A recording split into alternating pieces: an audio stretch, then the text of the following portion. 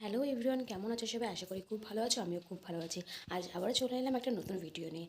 তো সকালবেলায় উঠে বাসি কাপড় ছেড়ে ব্রাশ করে চা খাওয়া আমার হয়ে গেছে। এখন ঘর দোরগুলো পরিষ্কার করব।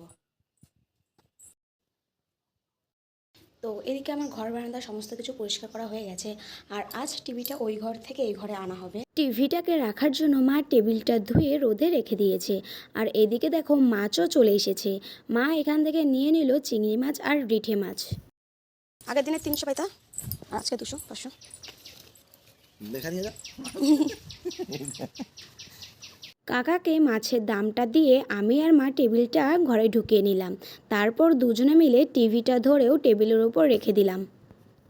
মা সকালে রান্নাবান্না করে নিয়েছিল, তারপর শাশুড়ি বৌমা একটু কাজ করে নিয়ে মা চলে গেছে এখন মাঠে। আর আমি এখন মা চিংড়ি মাছ নিয়েছি, চিংড়ি মাছগুলো বেছে নেব।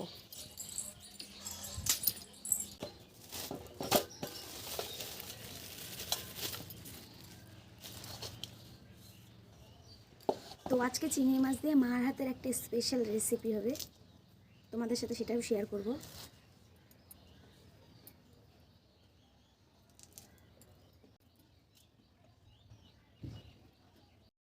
মা আজকে যে রেসিপিটা করবে তার জন্য পটল লাগবে। তো আমি এখন পটলগুলো সুন্দর করে ছুলে নেব। তো পটলগুলো হালকা হালকা করে ছুলে নেব।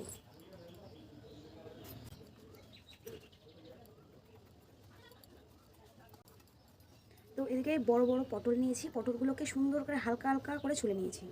তো এইভাবে সমস্ত পটলগুলো ছুলে নেব। এদিকে মারও আসার সময় হয়ে গেছে। এখন আমি উনুনের ছাইটা তুলে দুপুরের ভাতটা বসিয়ে দেবো।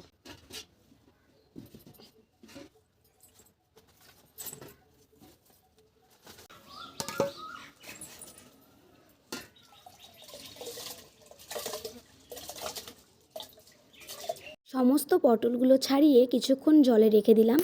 তো আমি সমস্ত পটলের খোসাগুলো পাতলা পাতলা করে ছাড়িয়ে নিয়েছি। আর এখন এই যে ছোট্ট একটা চামচ, এই চামচটার সাহায্যে পটলের সমস্ত বীজগুলো বের করে নেব।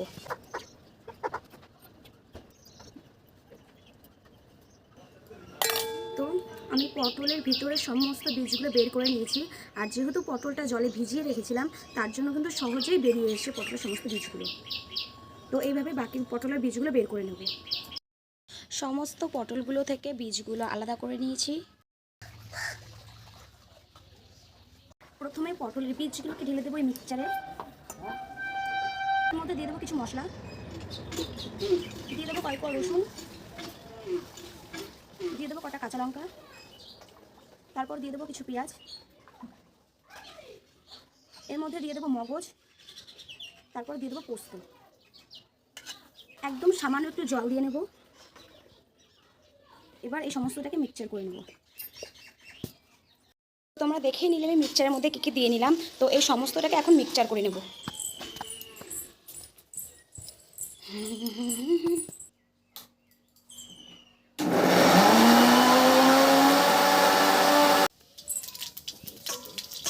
মা প্রথমেই কড়াইতে দিয়ে নিল তেল, তার মধ্যে দিয়ে দিল কালো জিরে, তারপর মিক্সচার করা উপকরণগুলো ঢেলে দিল।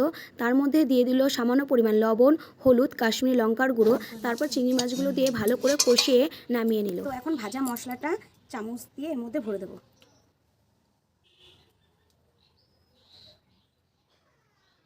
সামান্য আটা দিয়ে মুখটা ভালো করে মেরে নিয়েছি, যাতে ভিতরের পুরটা বাইরে বেরিয়ে না আসে। এদিকে আবার কড়াই গরম করে দিয়ে দিল তেল। তেলগুলো ভালো করে খুন্তির সাহায্যে চারিদিকে ছড়িয়ে নিল। তারপর তার মধ্যে দিয়ে দিল সামান্য হলুদ ও লবণ। এরপর পুর ভরে রাখার পটলগুলো এক এক করে তেলের মধ্যে ছেড়ে দিল।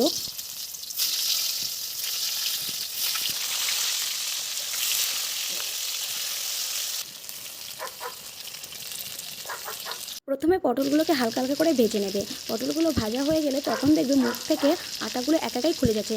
তখন চামচ বা খুন্তির সাহায্যে আটাগুলো তুলে ফেলবে।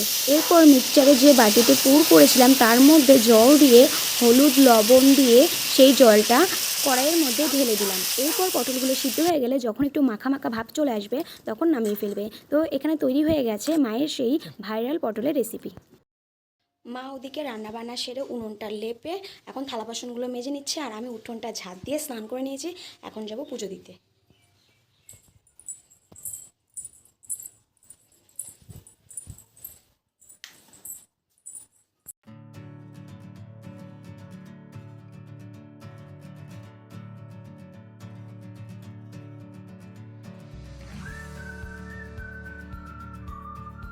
এদিকে দেখো আমার পুজো দেওয়া হয়ে গেছে আর মা এখন গেছে স্নান করতে। তো মা আস্তে আস্তে আমি সমস্ত কিছু কৌটোর মধ্যে ঢেলে ফেলি। তো এখানে দেখো এই কৌটোগুলো আমি আগের দিন বাজার থেকে এনেছিলাম।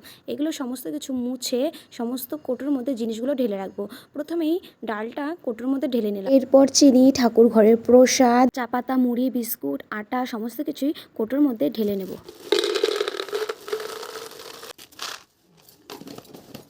আর এদিকে গুঁড়ো মশলাগুলো একটা বড় কৌটোর মধ্যে রেখে দিলাম।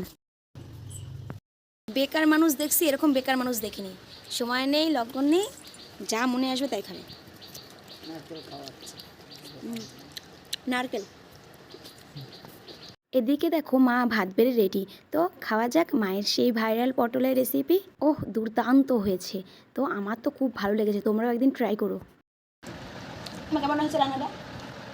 ভালো তো? আচ্ছা, ভালো হয়েছে রান্নাটা। এদিকে দেখো আমি খাওয়া দাওয়া সেরেই পড়াতে বসে গেছি। তো আমার ছাত্রছাত্রীদের ছুটি হয়ে গেছে, ওরা চলে গেছে এখন বাড়ি। এখন শাশুড়ি বৌমা খেয়ে নিচ্ছি সিঙ্গারা আর ডালের পকোড়া। তো আজ ভিডিওটা আমি এখানেই সমাপ্ত করলাম। কেমন লেগেছে অবশ্যই কমেন্ট করে জানিও। ভালো লাগলে লাইক কমেন্ট শেয়ার করে দিও। আর আজকে যে রেসিপিটা তোমাদের সাথে শেয়ার করলাম তোমরাও অবশ্যই বাড়িতে ট্রাই করে দেখো। কেমন হয়েছে একটু কমেন্ট করে জানাবে। Bye bye.